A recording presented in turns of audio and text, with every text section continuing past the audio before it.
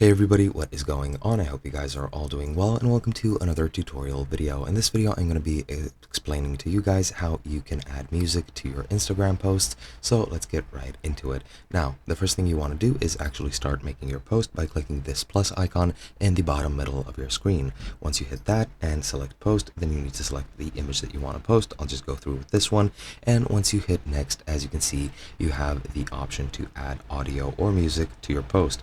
You have these choices at the bottom of your screen, or you could just go and hit browse, and then you can search the music that is available to you.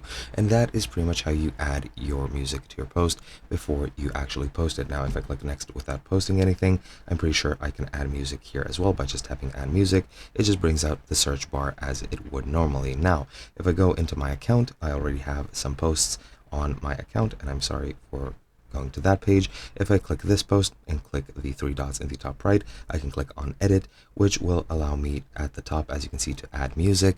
And if I click that, the same menu should appear, and then you just select your music and add it to your post just easily. And that's pretty much it. Hope you guys enjoyed, and I'll be seeing you guys in another video.